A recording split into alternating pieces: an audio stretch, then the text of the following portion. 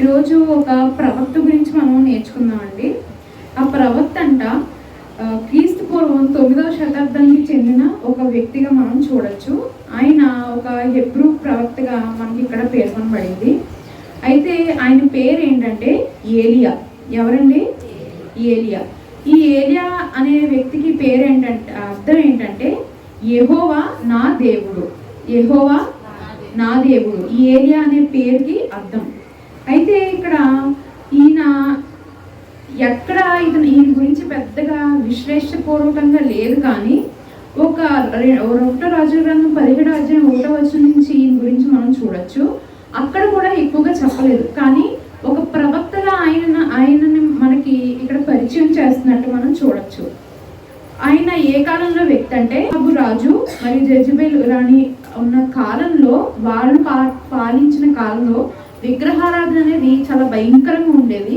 ఆ కాలంలో ఉన్న ప్రవక్త అంట ఈ ఏలియా గారు. కొంతకాలం వరకు వారిని మీరు చేసేది తప్పు అనే విషయాన్ని ఖండిస్తూ మాట్లాడడానికి తండ్రి ఈ యొక్క ఏలియా అనే ప్రవక్తని ఉపయోగించుకున్నట్టు మనం చూడొచ్చు. కొన్ని బైబిల్ అనేది అనువదించబడింది, అందరికీ తెలుసు. అయితే అనువదించక ముందంట ఈ ఏలియా అనే వ్యక్తి పేరు ఏలియాస్ అని పిలువబడేదంట. ఏమనండి? ఏలియాస్ అని పిలువబడేది. ఈ ఏలియాస్ లేక ఏలియా అనే వ్యక్తి గిలాదు ప్రదేశంలో ఒక తిషిబే అనే జాతికి సంబంధించిన ప్రవక్తగా మనం ఈ ఏలియా గారిని మనం చూడొచ్చు.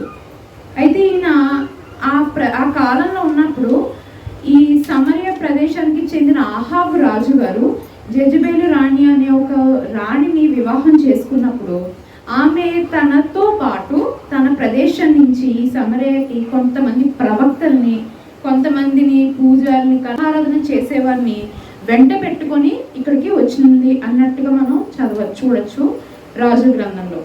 అయితే మొత్తం 450 మందిని ఆమె వెంట పెట్టుకొని ఈ యొక్క ప్రదేశానికి వచ్చిందట. ఆల్రెడీ సమరయ ప్రదేశంలో ఇశ్రాయేలు జనం వారు ఉండేవారు. అయితే బయలు అనే ఒక దేవత లేక ఒక విధానాన్ని వారు విగ్రహారాధనని ఒక విషయం కింద పెట్టుకొని ఇశ్రాయేలు జనం వారిని కూడా వారిలోనికి లాగేసుకునే వారిలో ఉండేవారంట. అయితే ఏలియా గారి ద్వారా కొన్ని అద్భుతాలు తండ్రి చేయించారు. అవి మన జీవితంలో కూడా ఆయన ఎలాగా ఉదాహరణగా ఎలా చేయించారు, అది మనకి ఎలా అన్వయించుకోవాలో ఈరోజు మనం కొన్ని విషయాలు ఏలియా గారి ప్రవక్త గారి దగ్గర నుంచి నేర్చుకుందాం. ఎప్పుడైనా సరే మనందరికీ తెలుసు కదండి, మనం ఎప్పుడైనా ఎక్కడికైనా వెళ్ళాలనుకున్నాం అనుకోండి ప్రదేశానికి, వెంటనే పొద్దున్న లేచి మొహం కడుక్కోకుండా తయారైపోయి వెళ్ళిపోం కదా. ఏం చేస్తాం? సిద్ధపడతాం. ఎలాగా? ఇంక చెప్పక్కర్లేదు, కొత్త బట్టలు వేయచ్చు, శుభ్రంగా స్నానం ఆ రోజు బాగా తోముకొని చేయొచ్చు, అవునా? ఏదైనా చేయొచ్చు, కొత్తగా ఉండాలి అంటే చూసేవారికి మనల్ని చూస్తే ఇష్టంగా ఉండాలి అన్నట్టుగా సిద్ధపడి వెళ్తాం ఎక్కడికి వెళ్ళినా సరే.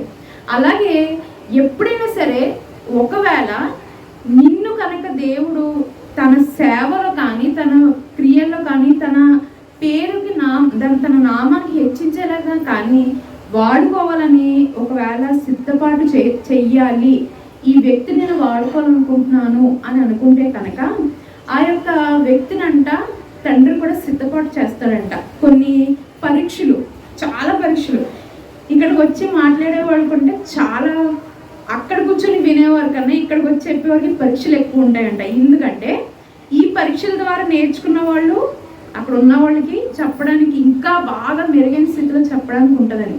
నేను ఒక చోట విన్నాను ఏంటంటే, ఒక ఆమె చెప్తున్నారు, ఆమె ప్రసంగంలో ఒకసారి చెప్తున్నారు ఏంటంటే, అయితే ఆమె ఏం చెప్తుందంటే, మమ్మల్ని అందరూ చూసి మీటింగ్స్ పిలుస్తున్నారు, లేకపోతే నేను నిజంగానే యూట్యూబ్లో విన్నాను ఒక ఆమె ప్రసంగంలో, ఇలా పిలుస్తున్నారు అని మేము బాగా దైవం అని చాలా మంది అనుకుంటారు, కానీ మాకు వెనకాల ఎంత శ్రమ అనేది ఉందో మాకే తెలుసు అని ఆమె చెప్తుంది, కన్నీటిగా చెప్తుంది.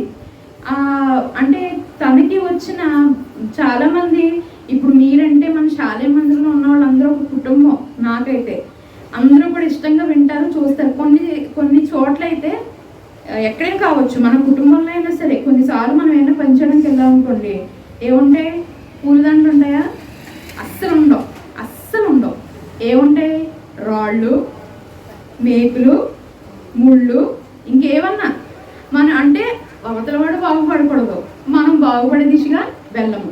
ఆమె ఎంతో కన్నీటిగా ఏం చెప్తుందంటే, మమ్మల్ని చాలా మంది ఇబ్బంది పెట్టారు, చాలా మంది చాలా మాటలు అన్నారు, ఈ స్థాయిలో మేము వచ్చి నుంచోబెట్టి దేవుడు మాట్లాడుతున్నాడంటే మాకు ఎన్నో పరీక్షలు మీకన్నా ఎక్కువ వచ్చాయి, దాన్ని బట్టే మేము ఈరోజు మీతో మాట్లాడగలుగుతున్నాం అని ఆమె కన్నీటి సాక్ష్యం చెప్పినట్టుగా నేను చూశాను. అయితే మన జీవితంలో కూడా అంతే. మనకి ఏదైనా పరీక్ష వచ్చిందంటే దాని వెనకాల ఏముంటుందంట? అయితే నీ విశ్వాసానికి ఒక పరీక్ష, ఆశీర్వాదం, పక్క వారికి ఒక పాఠం, నీ జీవితం చూసి వారికి ఒక పాఠంగా ఉంటుందంట. అది మనం ఖచ్చితంగా గుర్తుపెట్టుకోవాలి. నా జీవితంలో కూడా అంతే. చాలా పాఠాలు, చాలా భయంకరంగా కృంగిపోయినా సరే నేను తిరిగి నిలబడ్డ స్థితిలో ఉన్నాను. ఒక ఉదాహరణ ఏంటంటే, లెంట్ కాలంలోనే పోయిన సంవత్సరం నేను బాప్తిజం తీసుకున్నాను, అందరికీ తెలుసు. అయితే ఆ రోజున బాప్తిజం తీసుకున్న సాయంత్రం, ఆదివారం ఇంటికి వెళ్ళిపోతాం కదా, ఆ రోజు సాయంత్రమే అనుకోని స్థితిలో నేను వాష్రూమ్లో జారి పడిపోయాను. కాలు బెణకడం చాలా ఇబ్బంది అయింది. కానీ వచ్చే వారానికి దేవుడు నిలబెట్టుకున్నాడు, అది సాక్ష్యంగా చెప్పేలా నన్ను చేసుకున్నాడు. హల్లెలూయా.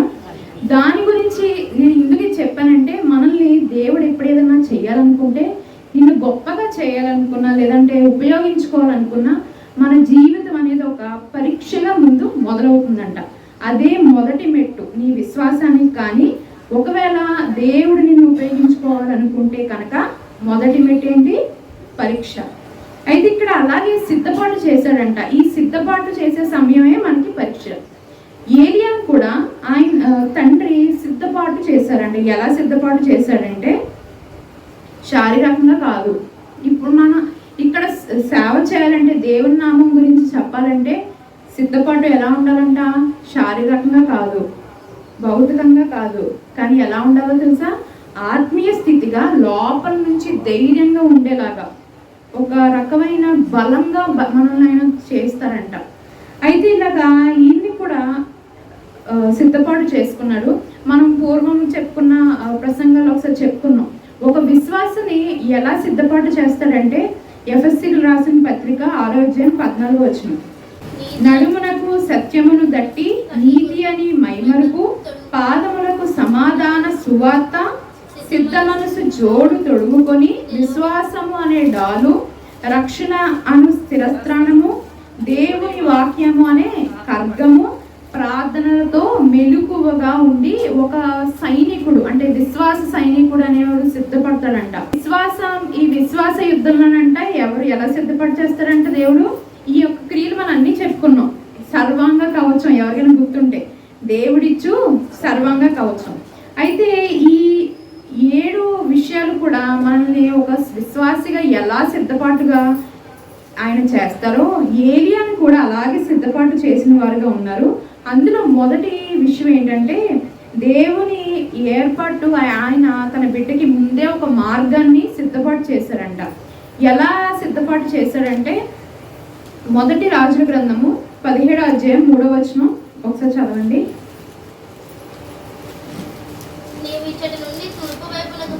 నీవు ఇచ్చట నుండి తూర్పు వైపునకు పోయి యోర్దానుకు ఎదురుగానున్న కేరీతు వాగు దగ్గర దాగి ఉండుము. ఇక్కడ ఏలియా అనే ప్రవక్తని ఆయన మొదటగా ఏం చేశారంటే, సమరయ ప్రదేశంలో భయంకరమైన విగ్రహారాధన అనేది ఉందంట. దాన్ని ఆయన ఆపడానికి ఒక ఏలియా ప్రవక్తని పంపించి ఆయన ఏం చెప్తారంటే, మొదటిగా నువ్వు వెళ్ళి వారిని హెచ్చరించు, ఇది తప్పు చేయకూడదు అని హెచ్చరించిన తర్వాత అప్పటికి వారికి ఇంకొక హెచ్చరిక పంపించాడు. ఏంటంటే, సమరయ ప్రదేశంలో అక్కడ ఒక కరువు అనేది రాబోతుంది, ఆ కరువు గురించి నువ్వు చెప్పడానికి వెళ్ళు అని చెప్పి, అక్కడే ఉంటే ఆ విగ్రహారాధన చేసే జెజబెల్ రాణి ఊరుకుంటుందండి? అస్సలు ఊరుకోదు. అందుకని ఏం చేస్తాడు తండ్రి, వెంటనే ఆమె ఇంకో ప్రదేశానికి ఈ యొక్క ఏలియా గారిని పంపించేశారు. ఎక్కడికి పంపించారంట? 3వ వచనంలో ఉంది కదా, తూర్పు యోర్దాను నదికి తూర్పు దిక్కుగా వెళ్ళి అక్కడ ఒక కేరేతు వాగు అనేది ఉంటుందంట, ఒక ప్రదేశం ఉంది, అక్కడికి వెళ్ళి నువ్వు దాకో, ఇండైరెక్ట్ గా చెప్తున్నాడు ఆయన. ఏమని? అక్కడికి వెళ్ళి నీ తలదార్చుకో, ఈలోపు ఇక్కడ పరిస్థితులు నేను చక్కబెడతాను. అయితే ఇక్కడ కేవలం స్థలం మాత్రమే ఏర్పాటు చేయలేదు. ఎప్పుడైనా సరే సిద్ధపాటు చేసినప్పుడు యుద్ధానికి మనకి రాజుల కాలంలో కూడా స్థలం ఉంటుంది. స్థలం ఉంటే సరిపోద్దా? యుద్ధాలు చేయడానికి ఎవరు కావాలి? సైనికులు కావాలి. సైనికులు స్థలం ఉంటే సరిపోద్దా? నడిపించడానికి ఎవరు కావాలి? రాజు, రాణి, ఎవరో కూడా కావాలి కదా. అయితే ఇక్కడ ఈయనకి స్థలమే కాదు, ఆయనకి తిండి, నీరు కూడా ఏర్పాటు చేసిన వాడుగా ఉన్నాడు. ఎలా ఏర్పాటు చేశాడో ఒకసారి చూడండి. మొదటి రాజుల గ్రంథం 17వ అధ్యాయం 4వ వచనం.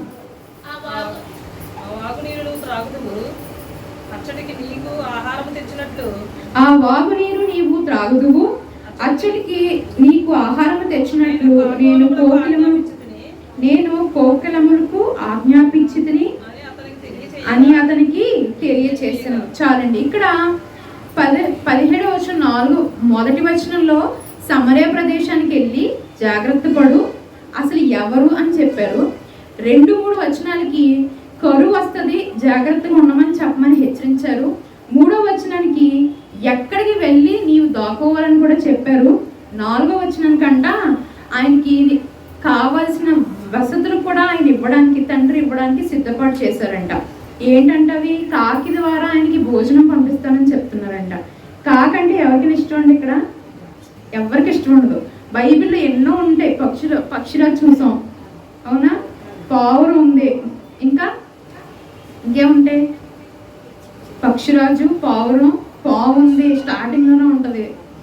ఇంకా కుక్క గురించి ఉంటుంది ఒక వాక్యం. గాడిద ఉంది, కంచెల గాడిద ఉంది, గుర్రం ఉంది, ఇంకా సింహాలు ఉన్నాయి, ఇంకా ఉన్నాయి, చాలా ఉండొచ్చు. కానీ కాకిని ఆయన ఎందుకు ఉపయోగించుకున్నారు? ఏదైనా పక్షిని ఉపయోగించుకోవచ్చు కదా. అంటే 2 విషయాలు మనం ఇక్కడ చూడొచ్చు. ఎందుకు కాకిని అంటే అసలు మనం అసహ్యంగా ఫీల్ అవుతాం కాకిని చూస్తే కదా, చాలా చిరాకు వస్తుంది దాన్ని చూస్తేనే. కానీ ఆయన కాకిని ఎందుకు ఉపయోగించుకున్నారు? భోజనాన్ని ఇవ్వడానికి. అది తినేదే, ఎవరైనా మిగిలిపోయిన వస్తువులు ఉంటే దాని మీద నుంచి అది ఏరుకొని తింటది. కానీ ఆయన ఎందుకు ఇచ్చారంట? మొదటిగా ఆయన ఏమి చెప్పాలనుకున్నారంటే, ప్రకృతి పైన ఆయనకి ఎలాంటి ఒక గ్రిప్ అనేది ఉందో ఒకసారి తెలిస్తే చూడాలి. దీన్ని బట్టి తెలుసుకోవాలంటే ఎవరిని ఎప్పుడైనా ఎలాగైనా ఉపయోగించుకుంటారు అని. 2వ విషయం ఏంటంటే, కాకికి దాని బుద్ధి వలె సిమిలర్గా ఉన్న విగ్రహాలను చేసేవారికి కానీ, వారి వలె అన్యులు ఉంటారు కదండి, వారిని కానీ ఆయన వారిని కూడా మార్చి ఉపయోగించుకుంటాడంట ఈ యొక్క సేవలో. అలాంటి విషయం గురించి ఆయన ఇక్కడ మనకి చెప్పడం కాకిని ఉపయోగించడానికి అర్థం. ఒకటి, తక్కువ స్థాయిలో ఒక చోట నేను ఎక్కడో చదివాను ఏంటంటే, ఆయన తండ్రి సేవనే కాదు, ఆయన పని కోసం పిలిచిన వారు గొప్పవాడిని పిలవడంట. ఎవరిని పిలవడు? గొప్పవాడిని పిలవడు. పిలిచిన వాడిని గొప్పగా చేస్తారంట. ఏం చేస్తారు? పిలిచిన వారిని గొప్పగా చేస్తారంట, గొప్పవాడిని పిలవరంట. యోగ్యత ఉన్న వారిని పిలుస్తారు. కొంతమంది అనుకుంటారు యోగ్యత ఉంది కాబట్టి వచ్చేసాను చెప్పేస్తున్నాను, కానీ యోగ్యత ఉన్న వారిని పిలవడు. పిలిచిన వారిని యోగ్యులుగా చేసుకునే తండ్రి అంట ఆయన. అయితే ఇక్కడ మనం తెలుసుకోవాల్సిన విషయం ఏంటంటే, కాకి ద్వారా ఆయన ఇక్కడ ఏర్పాటు చేశాడంట. ఎవరికి? ఏలియా గారికి. దీన్ని బట్టి మనం ఏం నేర్చుకోవచ్చు అంటే, మార్గము ఏర్పాటు చేసే వ్యక్తిగా ఆయన మనకి ఉన్నాడు. 2వ విషయం ఏంటంటే, ఈ ఏలియా ప్రవక్త ద్వారా ఇంకొక ఉదాహరణ మనకి ఆయన మనతో మాట్లాడుతున్నారు ప్రస్తుతం. ఏంటంటే, తీసివేయబడిన సంవత్సరాలు, అంటే తినివేయబడిన సంవత్సరాలు నీకు తిరిగి ఇస్తారంట. మనకు కావాల్సింది అదే కదండి. మనకి ఎన్నో కోల్పోతూ ఉంటాం, కానీ అవన్నీ మళ్ళీ మనకి రావాలి. వస్తేనే మనకి, అంటే తిరిగి వచ్చిన సమయం అంటే సమయాన్ని వెనక్కి వెళ్ళి తిరిగి తీసుకురావడం కాదు. నువ్వు ఎంతైతే కోల్పోయావో దాన్ని 2 మనకు ఆయన ఇచ్చేవారుగా ఉన్నారంట. మొదటి రాజుల గ్రంథము 17వ అధ్యాయం 21వ వచనం ఒకసారి చదవండి. ఆ చిన్నవాని మీద ఇక్కడ ఒక నిమిషం. ఈ యొక్క కేరేతు వాగు దగ్గరికి వెళ్ళిపోయాక ఏలియా గారిని ఒక వేరే ప్రదేశానికి వెళ్ళి ఒక విధవరాల దగ్గర నీవు ఆతిథ్యం పొందాలి అని చెప్తారు. అక్కడికి వెళ్ళినప్పుడు ఆమె పిండి రొట్టి గురించి అందరికీ తెలుసు ఈ కథ, మనం మళ్ళీ చెప్పుకుందాం. అయితే ఆతిథ్యం ఇస్తుంది. ఇచ్చాక కొన్ని సంవత్సరాలకి, కొంత సమయానికి ఆ యొక్క తనకున్న బిడ్డ చనిపోయే స్థితికి వెళ్ళిపోతాడంట. వ్యాధిగ్రస్తుడై చనిపోయే స్థితికి వెళ్తాడు ఏకైక బిడ్డ. అయితే ఆ విషయాన్ని ఎందుకు ఉపయోగించాలి? ఇప్పుడు ఆమె ఆతిథ్యం ఇచ్చింది, తండ్రి బట్టి ఆమె నడుచుకుంది. కానీ ఆ బిడ్డ నడుచుకున్నా సరే ఎందుకు తన కుమారునికి అంత వ్యాధి వచ్చింది? దానిలో కూడా మనకి ఒక రకమైన సమాధానం, అంటే మన పరిస్థితులకు ఒక సమాధానం ఉందంట. చదవండి 17వ అధ్యాయం 21వ వచనం. ఆ చిన్నవాని మీద ముమ్మారు తన పాలు చాచుకుని, యెహోవా నా దేవా, నా మొర ఆలకించి ఈ చిన్నవానికి ప్రాణము మరలా రానిమ్మని యెహోవాకు ప్రార్థింపగా. ఈ యొక్క ఏలియా గారి దగ్గరికి ఆ విధవరాలు వచ్చి అడుగుతుందంట, నా ఒక బిడ్డని ఎందుకు ఇలా చేసావు? ఒకవేళ నా మీద ఏమన్నా కోపడ్డావా? ఆమె మొదటగా పిండి రొట్టె ఉంది, నాకు ఆహారం ఇవ్వంటే ఆమె మొదటగా సంకోచించి, నా దగ్గర కొంచెమే ఉందండి, ఇంకేమీ లేదు, నేను ఇవ్వడానికి కుదరకపోవచ్చు అన్నట్టుగా చెప్తుంది.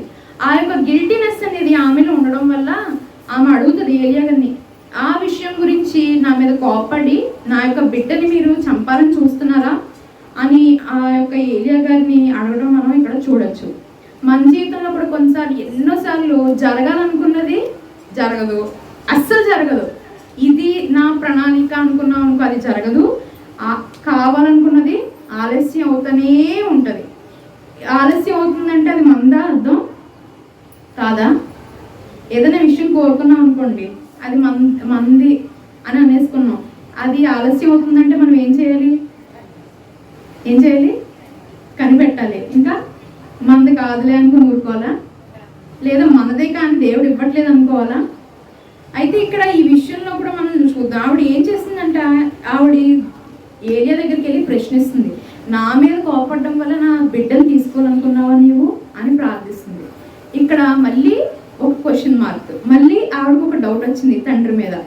అయితే ఇక్కడ ఆయన ఏం చేశాడు తెలుసా? ప్రార్థన చేశారంట. ఏలియా గారు ప్రార్థన చేశాడు. మొదటి రాజు గ్రంథము 17వ అధ్యాయం 22-24 వచనాలు. ఏలియా చేసిన ప్రార్థన ఆలకించి 22 అండి. యెహోవా ఏలియా చేసిన ప్రార్థన ఆలకించి ఆ చిన్నవానికి ప్రాణము మరలా రానిచ్చినప్పుడు వాడు బ్రతికెను. మొదటగా అక్కడ చిన్న విషయం ఏం జరిగింది? ఆమె బిడ్డ వ్యాధిగ్రస్తుడయ్యాడు, చనిపోయే స్థితిలోకి వెళ్ళాడు. అప్పుడు వచ్చి ఆమె ఒక ప్రశ్నగా ఆయన అడుగుతుంది, ఎందుకు ఇలా చేసావు? ఎందుకు అనే ప్రశ్నే మన జీవితంలో పెద్ద లోపం అంట. ఎప్పుడైనా సరే దేవుని ప్రణాళిక మీద ఎవరికైనా ఒక గ్రిప్ అనేది లేకపోతే నమ్మకం లేని వారు ఉంటారు కదా, వారు అడిగే మొదటి ప్రశ్న ఏంటో తెలుసా? ఎందుకు నేను ముందే చెప్పాను, విశ్వాస యుద్ధంలో ముందు జరిగేది ఏంటో తెలుసా? పరీక్ష సమయం ఉందే నీవు నిరీక్షణ కలగాలి, ఆ సమయంలోనే ఓదార్పు కలగాలి, ఆ సమయంలోనే సమాధానంగా ఉండాలి, ఆ సమయంలోనే ఓర్పుగా ఉండాలంట. ఇక్కడ ఆ స్త్రీ వెంటనే వెళ్ళి అడగగా ఈయన ప్రార్థన చేయడం మొదలు పెట్టాడు. 24వ వచనంలో ఆ స్త్రీ ఏలియాతో, నీవు దైవజనుడివై ఉన్నావని, ఇప్పుడు ఏం చేస్తుందంట?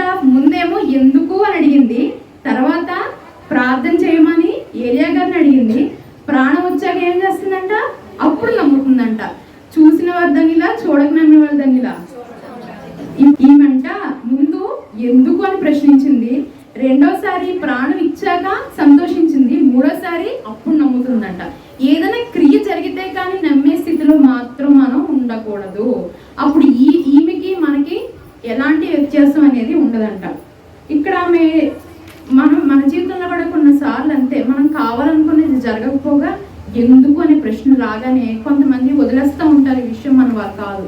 దేవుల్లో ఉంటే మనకు పనులు జరగట్లేదు, వేరే వాళ్ళు చాలా హెచ్చింపబడుతున్నారు, చాలా మందికి చాలా ఆస్తి వచ్చేస్తుంది, చాలా మందికి డబ్బులు సంపాదించేస్తున్నారు, లేదా చాలా మంది బ్లెస్సింగ్స్ ఎక్కువ వస్తున్నాయి, మనకేమీ రావట్లేదు, చాలా మందికి ఉండిపోయే స్థితిలో ఉంటారు. కానీ అప్పుడే అదే నీకు పరీక్ష సమయం. హాగరు ఎడారిలో చాలా మంది మధ్యలో ఏడ్చిందండి. ఆమె ఎవరైనా కావచ్చు, ఎటువైపైనా కావచ్చు, కానీ ఆమె దగ్గర నుంచి నేర్చుకోవాల్సింది ఏంటంటే, ఆమె తిరిగి వెళ్ళిపోయి వెళ్ళిపో అనగానే ఎక్కడికి వెళ్ళింది, తిరిగి వెళ్ళిందా, వెళ్ళిపోయింది ఎదరికి, వెంటనే తిరిగి వెనక్కి వెళ్ళిపోయిన దానిలా ఉంది. మనల్ని కృంగదీసే సమయం వచ్చిందంటే నువ్వు సంతోషించాల్సిన విషయం ఏంటంటే రాబోయే నెక్స్ట్ మినిట్ ఏంటో తెలుసా, ఆశీర్వాదానికి నువ్వు ఒక ఎగ్జాంపుల్, ఉదాహరణగా మారబోతున్నావని. అయితే ఇక్కడ యోవేలు గ్రంథము 2:25 మనం చూస్తే ఆయన అంటాడు, నేను పంపిన మిడతలను, గొంగలి పురుగులను, పసర పురుగులను, చీడ పురుగులను అను నా మహాసైన్యము తినివేసిన సంవత్సరములను పంట మీకు మరలా ఇస్తును. ఇందాక మనం అనుకున్నాం కదా, ఎందుకు విధవరాలు యొక్క కుమారుని చంపేయాలి, ఎందుకంట ఆయన మనకి చెప్పాలనుకుంటుంది ఏంటో తెలుసా ఈరోజు, ఏంటంటే నీవు కోల్పోయిన సంవత్సరాలు కానీ, నీవు కోల్పోయిన ఆశీర్వాదాలు కానీ, లేదంటే నీకు కావాల్సింది కాదు అని నేను పక్కకు తీసివేసింది నీ మంచి కొరకే అయినవి కానీ తిరిగి నీకు రెండంతులుగా ఇవ్వబోతున్నాను. దానికి మనం సిద్ధపాటు కలిగి ఉండాలంట. మనం అనుకోవచ్చు తిరిగి ఇచ్చేదానికి తీసుకోవడం ఇంకా అనుకుంటారండి ఎవరైనా, ఇక్కడ ఎవరైనా చాలామంది అనుకుంటుంటారు, నేను కూడా చాలాసార్లు అనుకున్నాను, తిరిగి ఇచ్చేస్తారు కదా, మరి ఇంకా రెండింతలుగా ఇస్తానని బ్లెస్సింగ్స్ అంటున్నారు కదా. యోవేలు గ్రంథం చదివినప్పుడు నాకు అదే ప్రశ్న, ఇక్కడ తినివేసి ఇస్తానన్నారు, మరి ఎందుకు తీసుకోవడం, ఎవరికైనా తెలిసే సమాధానం, ఎందుకు తీసుకోవాలనుకుంటున్నారంట, అది కూడా ఒకసారి చూద్దాము. నిర్గమకాండము 10:11 పురుషులైన మీరు మాత్రము వెళ్ళి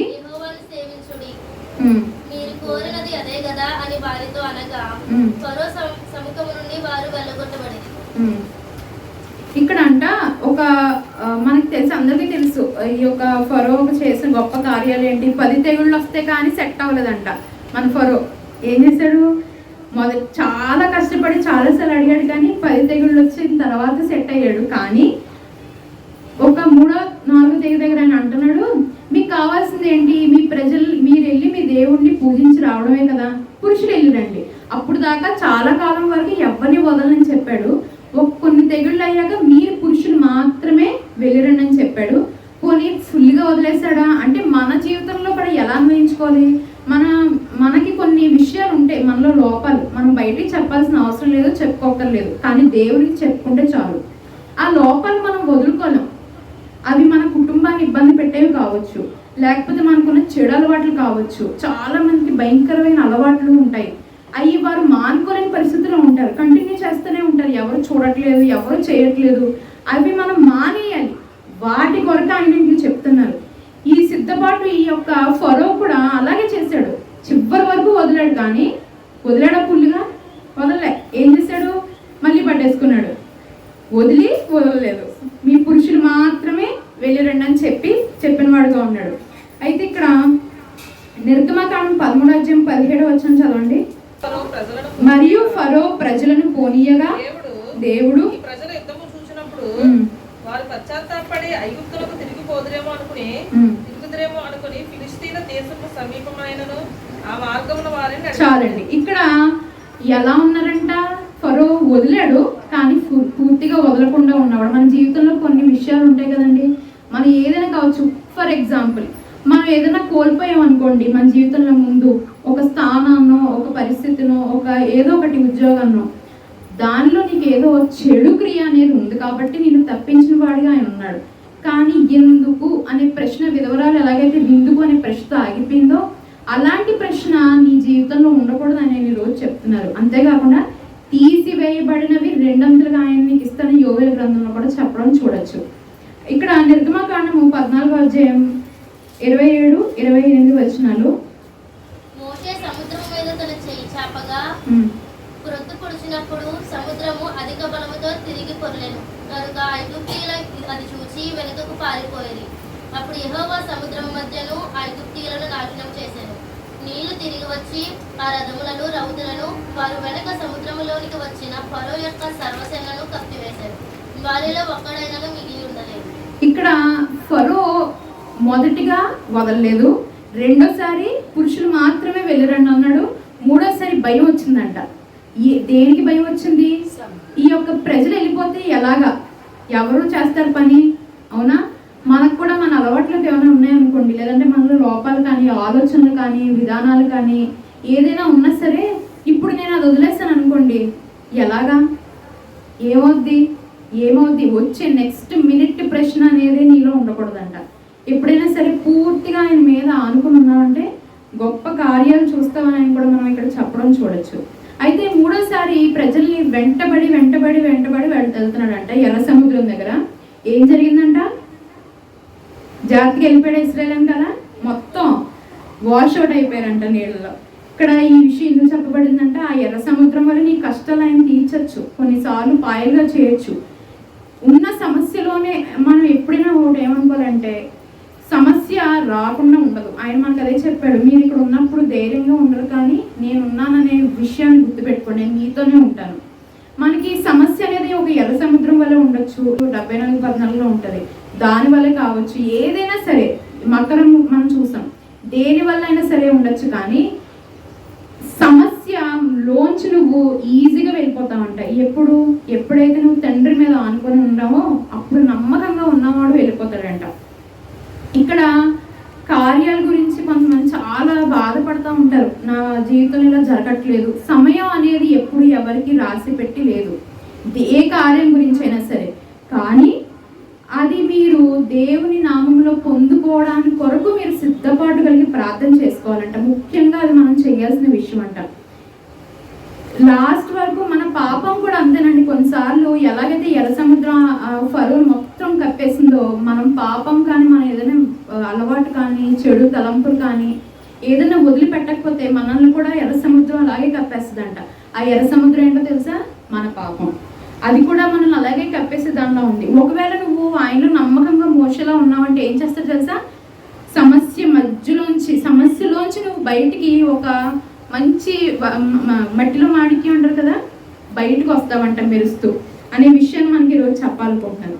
అంతేకాదు ఇక్కడ ఎలా మనం ఆశీర్వాదం పొందుకోవాలో కూడా చూద్దాం. సామెతలు 28:13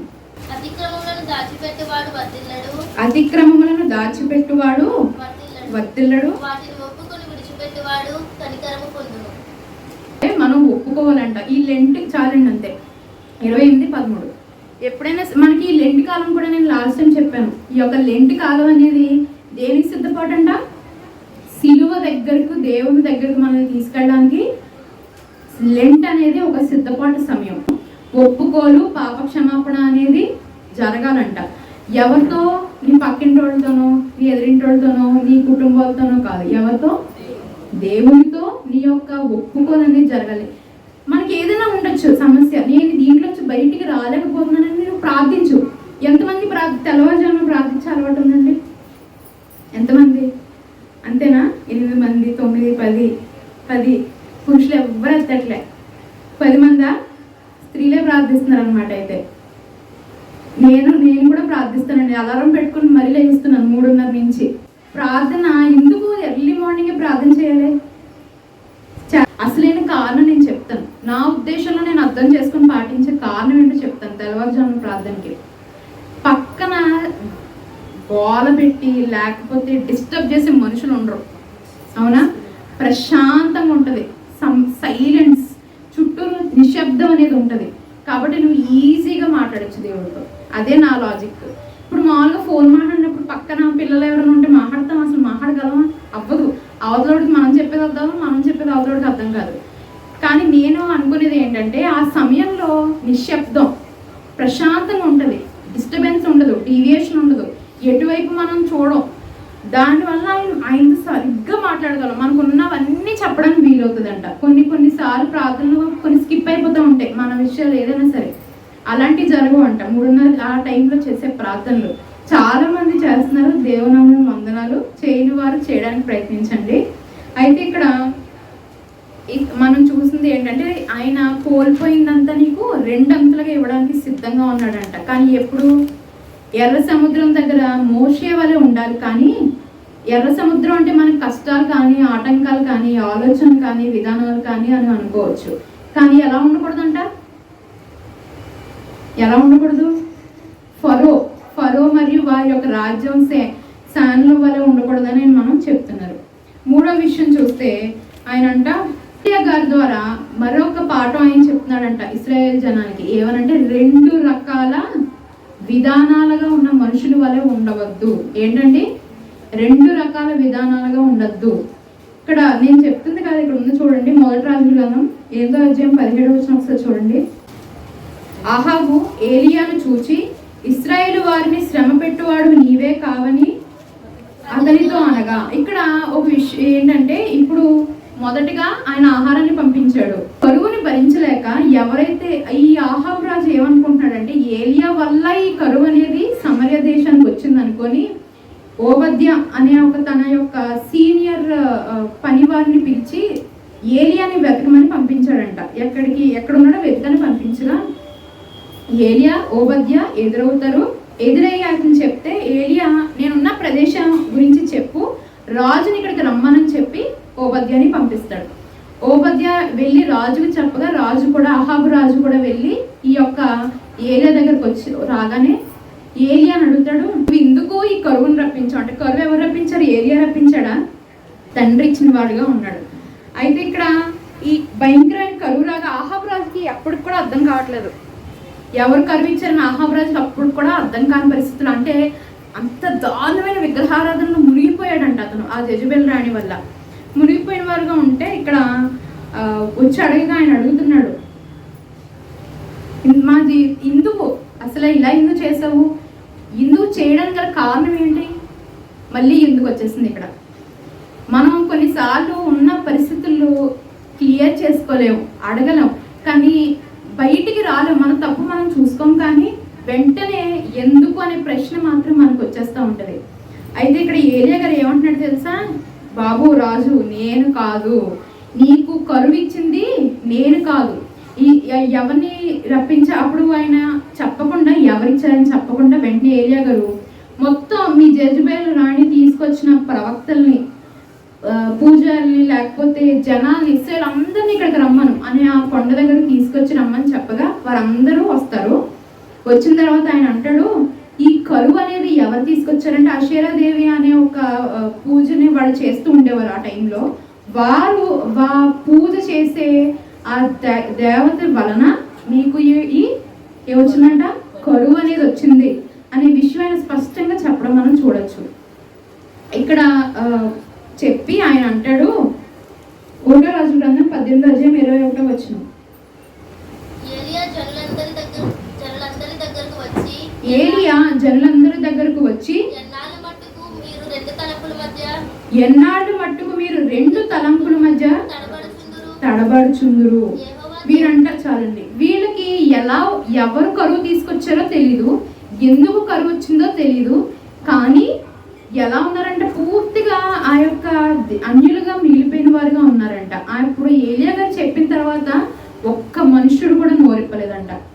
అప్పుడు ఆయన అడిగే ప్రశ్న ఏంటో తెలుసా? 2 రకాలుగా ఎందుకున్నారు, మీకు పని చేయట్లేదా బ్రెయిన్ అని ఇండైరెక్ట్గా అడుగుతున్నాడు ఆయన, ఎందుకు 2 రకాలుగా ఉంటున్నారు అని.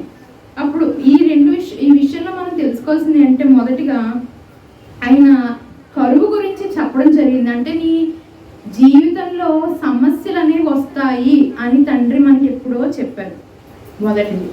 రెండో విషయం ఏంటంటే, మన జీవితం ఎప్పుడు ప్రశ్నార్థకంగా మారకూడదంట. ప్రశ్నార్థకంగా మారడం అంటే, ఇప్పుడు ఇక్కడ ఇశ్రాయేలు వారిని ఎవరు అడుగుతున్నారు? ఏలియా అడుగుతున్నాడు 2 రకాలుగా ఎందుకున్నారని. మన జీవితంలో కూడా మనం ఉంటాం, చాలాసార్లు ఉంటాం ప్రశ్నార్థకంగా. ఏంటా ప్రశ్నలు? ఎందుకు అని కాదు, వేరేది మారుతుంది. ఏంటంటే, సమస్య వచ్చింది అనుకోండి, ఫర్ ఎగ్జాంపుల్, లేదా ఏదైనా కష్టంలో ఉన్నాం, ఏదైనా బాధలో ఉన్నాం, ఏదో ఒక మెంటల్ టెన్షన్లో ఉన్నాం అనుకోండి, అప్పుడు మనం ఏమనుకుంటాం?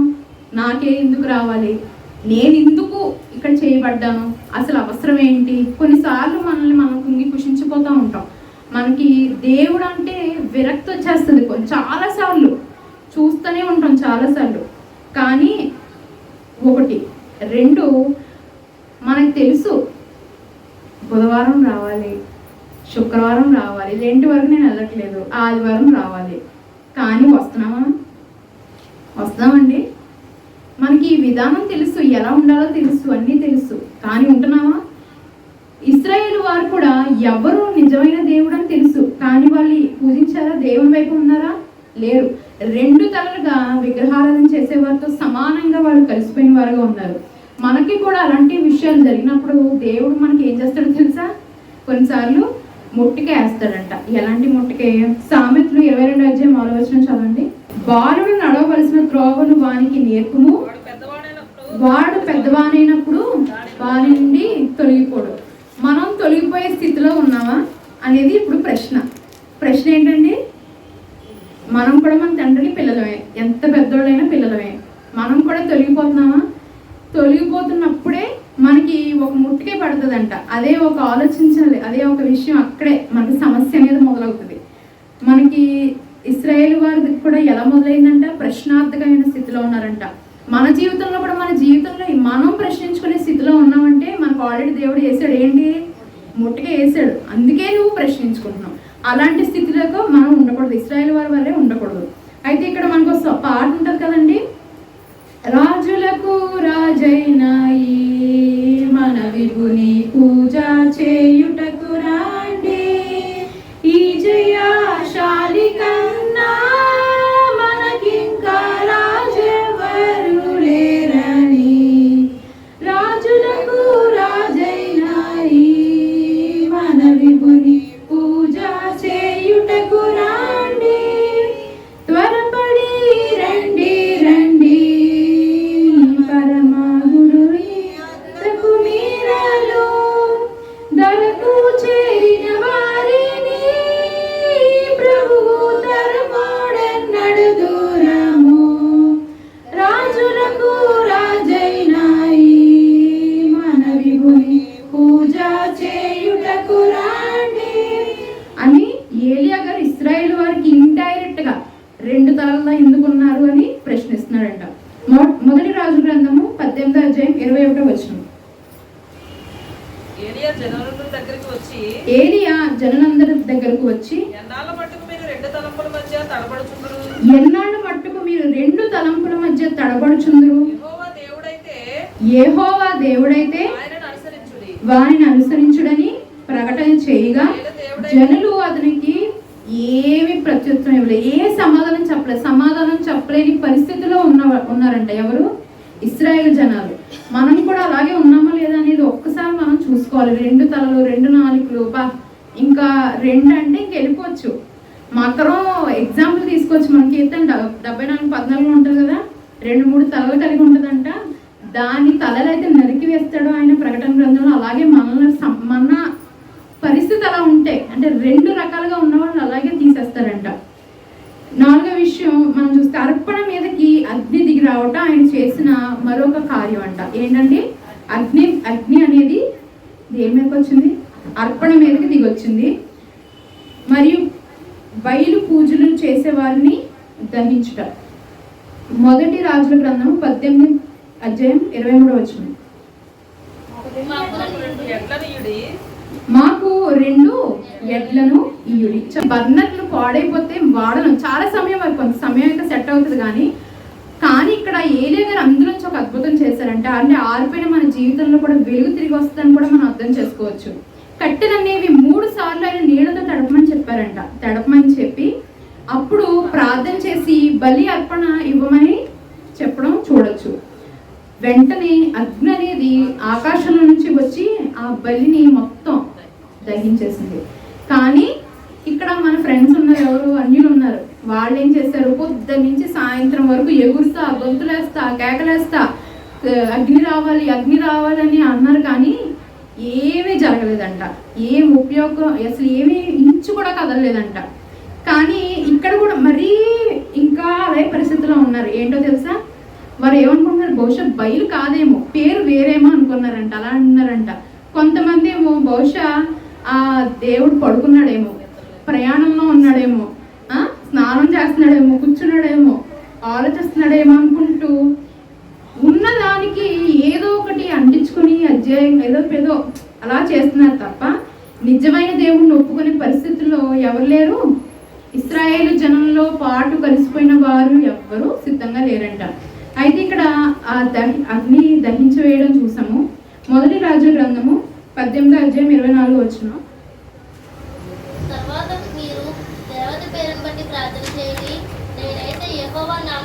నేనైతే యెహోవా నామమున ప్రార్థించెదను. మనం ఎవరి నామమున ప్రార్థించాలి? యెహోవా నామమున ప్రార్థించాలి. ఈ విషయంలో కూడా మనం చూస్తే 3 సార్లు ఆయన నీళ్ళతో తడిపేసినా సరే అగ్ని వచ్చింది. యెహోవా నామంలో ప్రార్థన చేయగా నమ్మకం, ఎంత విశ్వాసంగా ఆయన తండ్రి బట్టి ఉన్నాడో కూడా మనం చూడాలి. కొన్ని ఉదాహరణలు ఉన్నాయి కదండి. అబ్రహాము, శారా వారి బిడ్డల కోసం చాలా కాలం ఎదురు చూస్తూనే ఉన్నారు. 2 విధవరాలు, ఏలియా గారి యొక్క ఎగ్జాంపుల్, ఆమె ఇచ్చిన విధవరాలు ద్వారా బిడ్డ బ్రతకడం, ఏలియా గారి ద్వారా ఒక విధవరాలు బిడ్డ బ్రతకడం. దానియేలు సింహాల బోనులో నుండి క్షేమంగా బయటకు వచ్చేసాడంటే, గీత కూడా పడకుండా. మోషే వాగ్దాన భూమి గురించి ఎప్పటి నుంచో సిద్ధంగా ఉన్నాడంట. అట్టి విధంగా ఉండాలంట మన యొక్క విశ్వాసం, కానీ ఈ యొక్క దేవుని ఆరాధించడంలో మన యొక్క విధానం కానీ. మొదటి రాజు గ్రంథము 18వ అధ్యాయం 37-38. యెహోవా నా ప్రార్థన ఆలకించుము, యెహోవైన నీవే దేవుడునై ఉన్నావనియు, నీవు వారి హృదయములను నీ తట్టుకు తిరిగి చేయదు అనియు ఈ జనులకు తెలియనట్లుగా నా ప్రార్థన ఆలకింపుము. విశ్వాసం లేని జనుల కోసం ఆయన ఇలాగ తండ్రి కొరకు మొరపెట్టిన వాడుగా ఉన్నాడు. 38లో అతడు ఇలాగ ప్రార్థన చేయుచుండగా యెహోవా అగ్ని దిగి దహన బలి పశువులను, కట్టెలను, రాళ్లను, బుగ్గిని దహించి ఆరిపో చేసెను. 39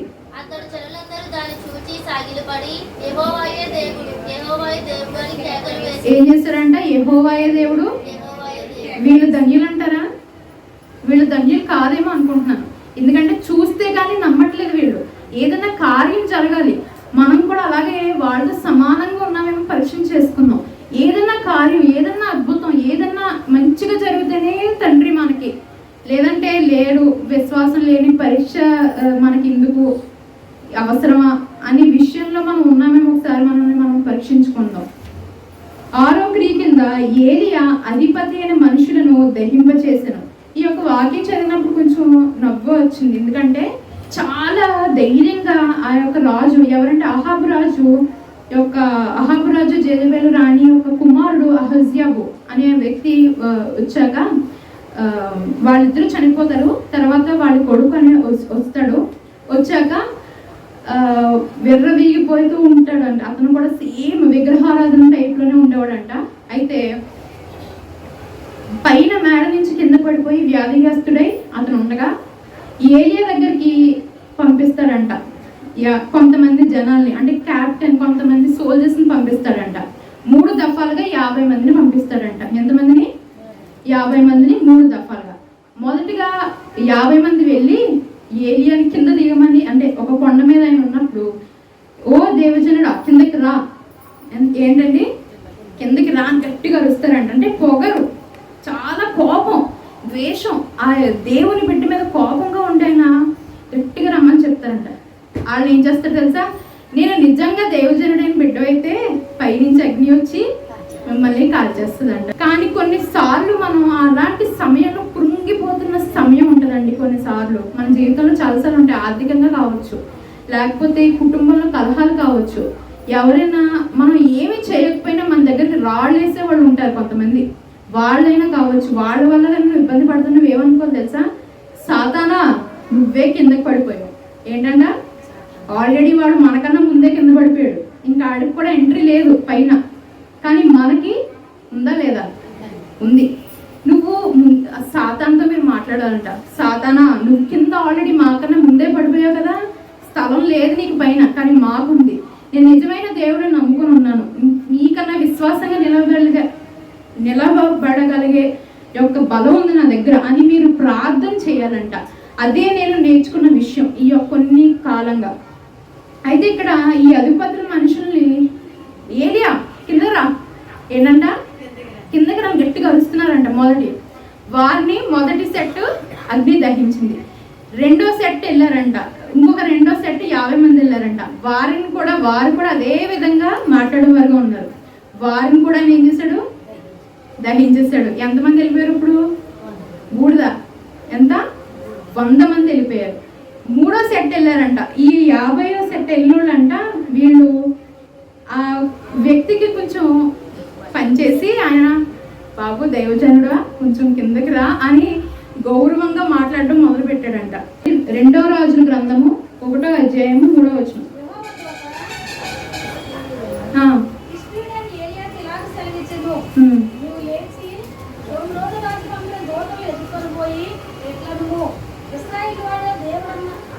ఇశ్రాయేలు వారిలో దేవుడున్నవాడు లేడనుకుని, ఇందాక చెప్పాను కదండి, ఒకడు కాకపోతే మరొకరు అనుకుంటున్నారు తప్ప ఒకడు ఇది కాదు అని తెలుసుకొని నిజమైన దేవుని వైపు తిరిగే పరిస్థితుల్లో ఇశ్రాయేలు వారు లేరు. చదవండి. దేవత అయిన బయల్జెబూబు యొద్ద మీరు విచారింపకపోచున్నారా అని ఆయన హెచ్చరిస్తారు. మళ్ళీ హెచ్చరించడం మొదలు పెట్టాడు ఆయన 4వ వచనంలో.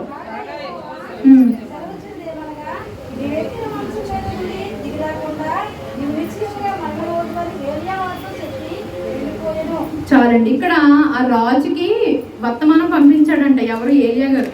ఒకళ్ళు కాకపోతే మరొకరిని అనుకుంటున్నాం కానీ ఒకళ్ళ తర్వాత పేర్లు మార్చి విధానాలు మారుస్తున్నారు కానీ నిజమైన దేవుణ్ణి తెలుసుకోలేకపోతున్నావు కదా. నువ్వు మారుతావు, బ్రతికేస్తావు అనుకుంటున్నావు కదా, అదే మంచం మీద నువ్వు చస్తావు అని ఆయన చెప్పడం మనం చూడొచ్చు. 2వ రాజుల గ్రంథము 1వ అధ్యాయం 10వ వచనం. ఇక్కడ 3వ చదవండి.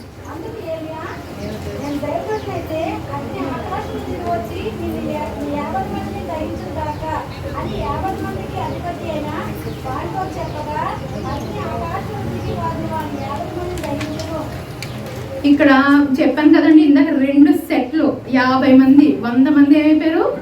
బూడిదైపోయారంట. మూడో సెట్ బ్రతికే ఉన్నారు. కానీ ఇక్కడ 2 సెట్ల వారు కూడా ఏం చేసిన వారుగా ఉన్నారు? ఏలియాని ఇంచుమించు దగ్గరగా దూషించిన వాడిగా ఉన్నాడు.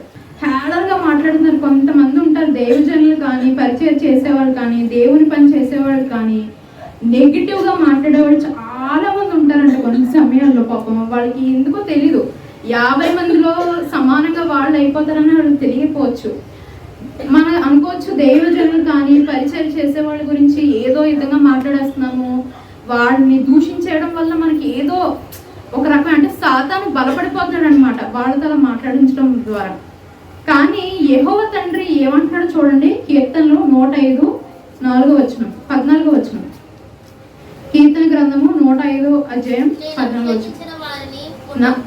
నా ప్రవక్తలకు కీడు చేయకూడదనియు ఆయన ఆజ్ఞ ఇచ్చి 15 ఆయన నీవెవరివైనను వారిని హింస చేయనీయలేదు, ఆయన వారి కొరకు. ఏలియా చేశాడా లేదా? ఏలియా గురించి తండ్రి చేశాడా? నెరవేరుకుందా? 16 దేశము మీదకి ఆయన కరువు రప్పించాను, జీవాధారమైన జ్ఞానవంతమైన. మొదటిది 16వ వచనంలో 15వ వచనంలో ఒకవేళ నా పరిచయం చేసేవాళ్ళు జోలికి వస్తే ఏం చేస్తారంట? రాజుల్నే గద్దించను అని ఏలియా అక్కడ చేసింది ఇక్కడ చెప్పారు. 16వ వచనంలో 2 ఉన్నాయి. మొదటిది ఏంటంటే దేశం మీదకి కరువు రప్పించను. సమరయలో జరిగిందా లేదా? కరువు జరిగింది. ఏలియాని దూషించడం జరిగింది, కరువు రావడం జరిగింది. రెండో విషయం జీవనాధారమైన ధాన్యమంతయు కొట్టివేసి. ఇది మనకి ఇప్పుడున్న జనులకి ఇచ్చే పిలుపు, ఇది వాగ్దానం. ఇది ఒక మాట. నువ్వు ఏదైనా అక్కడ ఉన్న పరిచయం చేసేవాళ్ళు ఏదైనా అన్నా అనుకుంటున్నావేమో, అది దేనికి కొడుతుందో తెలుసా? డైరెక్ట్గా దేనికి. అప్పుడైతే వెంటనే తీర్పులు వచ్చేవి కానీ ఇప్పుడు అలా కాదు. మళ్ళీ ఎప్పుడు మనకి రెండో రాకడప్పుడు వచ్చే తీర్పు. ఈలో మనకి ఏం జరుగుతుందంట? ఏం జరుగుతుంది చూడండి, చదవండి. జీవాధారమైన ధాన్యమంతయు మన దగ్గర తినటానికి ఇచ్చింది తీసేసుకునే అంత శక్తి ఉందంట ఆయనలో. చాలా జాగ్రత్తగా ఉండాలంట. కొన్ని చోట్ల కొన్ని సన్నిధుల్లో చూస్తూ ఉంటాం, కొంతమంది ప్రసంగం చెప్పమని ఇచ్చామనుకోండి, కొంతమంది ఉంటారు ఎలాగంటే మొదటి స్టార్ట్ ఏంటంటే నేను చాలా పెద్దవాడిని, నాకు వెంటనే ప్రసంగం ఇవ్వలేదు, లేదా నేను చాలా బాగా చెప్తాను కానీ మమ్మల్ని తొక్కేస్తున్నారు. ఇంకొంతమంది ప్రసంగం చెప్పమని చెప్పామనుకోండి, ఇంకా దారుణం ఏంటంటే దూషించేస్తారు. కుష్ఠరోగం వస్తుంది అంటారు, ఇందుకు పనికి రాకుండా పోతావు అంటారు, నరాలు పేలిపోతాయి అంటారు. అబ్బా లిస్ట్ పెద్దదే, చాలా పెద్ద లిస్ట్ ఎత్తేసుకుంటారు కొంతమంది. కొంతమంది అయితే అబ్బా అతిశయపడిపోతూ ఉంటారు. ఇక్కడ నేను ఇందాక చెప్పాను ధాన్యం అంతా కొట్టివేస్తానని అతిశయపడిపోయి పాస్టర్స్ చాలా మంది ఉంటారు, గ్రూప్స్ ఉంటాయి, వార్స్ ఉంటారు, ఫ్యాన్స్ ఉంటారు. ఇంకా ఒకటి కాదు, కొంతమందికి ఎందుకు అలా చెప్పాలనిపిస్తుంది నాకు అస్సలు అర్థం కాదండి. ఎందుకు అలాగా ఆలోచన చేస్తారో అర్థం కాదు. ఇప్పుడు ఈ విషయం పట్టుకొని పెద్ద పెద్ద క్వశ్చన్ మార్కులు పెట్టుకోకండి. మామూలుగా ఇందాక నేను ఒక ఆమె గురించి చెప్పాను కదా మీకు స్టార్టింగ్లో, కన్నీటి దుఃఖంతో ఆమె చెప్పింది ఈ సాక్ష్యం అని గ్యాదర్ చేసాము. ఈ యొక్క ఉదాహరణ ఏంటంటే వార్స్, ఫ్యాన్స్ ఎవ్వరికి ఉండరు. యెహోవాయే ఇచ్చును, యెహోవాయే తీసుకొనును. నీకు ఇవ్వబడిన స్థలం అన్నీ కూడా ఆయనే ఇచ్చాడు. నీకు సరైంది కాబట్టి ఆయన ఇచ్చాడు, అతిశయపడిపోద్దు. అంతేకాదు ఇంకొంతమంది అయితే మరీ పర్సనల్ వెళ్ళిపోతారు. ఏంటంటే ఉద్యోగం ఉంది కదా, డాక్టర్ అమ్మాయి, ఇంకా అలా చెప్పుకుంటూ వెళ్ళిపోతారు. అంతెందుకు మా కుటుంబం నుంచి చాలామంది మా అమ్మ నాన్నవాళ్ళు ఉన్నారు. ప్రేరేపణ బట్టే మనం ఇక్కడ నించుంటాం. అంతేగాని ఎవరో ఫ్యాన్స్, వార్స్, లేకపోతే ఏవేవో గుంపులు అన్నీ ఉన్నాయని ఎవ్వరూ రారంట. 7వ విషయంగా ఇక్కడ నేను ఎందుకు విషయం చెప్పానంటే, ఏలియా దగ్గరికి వెళ్ళి వాళ్ళు చాలా హేళనగా దైవజనుడా రా అని అంటున్నారు. కానీ 50 మంది మూడోసారి వెళ్ళిన వాళ్ళు దైవజనుడా దయచేసి కిందకి దిగి రమ్ము అని చాలా వినయంగా అడుగుతాడు. అప్పుడు కిందకి దైవజనుడు వచ్చినవాడుగా ఉన్నాడు. ఎందుకు ఇలా ఉన్నారంట ఆయన చెప్తున్నాడు, నా యొక్క బిడ్డని దూషించవద్దు. కీర్తన 105:14 చూసాం కదా, నా బిడ్డని ఎప్పుడు దూషించవద్దు. 7వ అద్భుతం ఏంటంటే యోర్దాను నది పాయలుగా చేయటం మనం చూడొచ్చండి. ఏంట యోర్దాను నది అంట, 2వ రాజుల గ్రంథం 2వ అధ్యాయం 8వ వచనం. అంతటి ఏలియా తన దుప్పటి తీసుకుని మడతపెట్టి నీటి మీద కొట్టగా, అంతటా ఏలియా తన దుప్పటి తీసుకుని మడతపెట్టి నీటి మీద కొట్టగా అది యువతలకు అవతలకు విడిపోయి వారిద్దరు పొడి నేల మీద దాటిపోయి. ఇక్కడ వారిద్దరు అంటే ఇద్దరు ఉన్నారు, ఏలియా, ఎలీషా. ఎవరండి? ఏలియా, ఎలీషా. ఇక్కడ ఏలియా వెళ్ళిపోయిన సమయం వచ్చింది కాబట్టి ఎలీషాని ఏర్పాటు చేసుకున్నాడు. దానికి చిహ్నంగా వాళ్ళు ఇక్కడ యోర్దాను నది దాటడం చూస్తాం. ఆ యొక్క దుప్పటిని తీసుకుని వారు చేయడం ద్వారా 2వ రాజుల గ్రంథం 2వ అధ్యాయం 10వ వచనంలో ఇక్కడ ఉంటుంది. మళ్ళీ ఇదే కార్యాన్ని ఎలీషా గారు కూడా చేస్తాడు. దాని ద్వారా ఏంటంటే ఏలియా తర్వాత రాబోయే ప్రవక్త ఎవరు?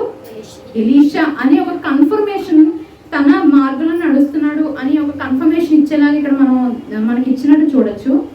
రెండోది ఏంటంటే ఇక్కడ యోర్దాను నది, ఎర్ర సముద్రము. మనకి రెండు తెలుసు కదండి. మోషే కాలంలో ఉన్న ఎర్ర సముద్రం ఉంది, ఇక్కడ యోర్దాను నది ఉంది. రెండు పాయలుగా చేయబడ్డాయి, రెండు మధ్యలోనే నడుచుకెళ్ళబడ్డారు. రెండు కూడా ఇంకొక స్థలం నుంచి ఇంకో స్థలానికి వెళ్ళడానికి మధ్యలో అడ్డం వచ్చింది. మనకు కూడా మన జీవితంలో వచ్చే ఆటంకాలు కానీ, సమస్యలు కానీ, ఇబ్బందులు కానీ, చెడు తలంపులు కానీ ఏదైనా ఈ ఎర్ర సముద్రం కానీ లేకపోతే యోర్దాను నది వల్ల ఉన్నప్పుడు వాటి మధ్యలోంచి వెళ్ళగల శక్తిని మనకి ఎవరు వల్ల ఇస్తారంటే ఏలియా వల్ల మనకి తండ్రి ఇస్తారని మనం ఇక్కడ నమ్మకంగా ఉండాలి.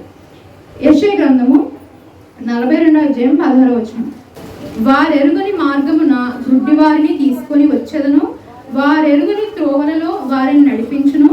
వారు ఎదుట చీకటిని వెలుగుగాను, వంకర త్రోవలను చక్కగాను చేయుదును.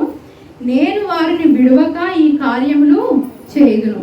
వంకరగా ఉన్న దారిని స్ట్రైట్గా చేస్తాడంట. గుడ్డి వారికి కూడా ఆయన ఒక దారి అనేది ఇచ్చేవాడుగా ఉన్నాడంట. ఎలాంటి పరిస్థితుల్లో తెలుసా? నీ ఆత్మీయ స్థితి ఆయన మీదే ఉన్నప్పుడు అంట. ఏలియా వలే నీవు ఆయన నమ్మకంగా ఉన్నవాడుగా ఉన్నప్పుడు ఆయన ఆల్రెడీ చాపి ఉంచిన తన చేతుల్లోకి నిన్ను తీసుకోవడానికి ఆయన సిద్ధంగా ఉన్నాడంట. ఏలియా గారు చేసిన అద్భుతాలు ఏంటంటే, మొదటిగా కరువులో మార్గాన్ని ఏర్పాటు చేయడం. మొదటిది కరువులోనే కాకి ద్వారా ఆహారాన్ని ఇవ్వడం. రెండు, విధవరాలు బిడ్డకి ఏమిచ్చాడు? ప్రాణం తిరిగి ఇవ్వడం. దాని ద్వారా ఏంటంటే తీసివేయబడిన సమయం లేకపోతే నువ్వు కోల్పోయినవని రెండంతలుగా నీకు ఇస్తారని నమ్మాలి. మూడు, రెండు రకాలుగా మనం బ్రతికేవారుగా, రెండు తలంపులుగా ఉన్నవారుగా ఉండద్దు ఇశ్రాయేలు వారిలాగా. 4, 5 బయలు పూజారులు మీదకి అగ్ని రావడం. 6 అధిపతులు మనుషులను అగ్ని దహించి వేయడం. 7వది ఏంటంటే యోర్దాను నది 2 పాయలుగా జరగడం. ఏ విషయాలు ఎలా ఉన్నా సరే మనం ఎలా ఉండాలంటే ఏలియా వలె నిబ్బరముగా ధైర్యంగా ఆయనలో ఆయన మన హృదయాన్ని ఇవ్వడానికి అర్పించడానికి సిద్ధంగా ఉండాలి అని ఈరోజు నాకు ఇవ్వబడిన ప్రేరేపణ బట్టి మీకు చెప్తున్నాను. దేవుడు ఇచ్చిన వాక్యం దీవించిన గాక. ఆమేన్.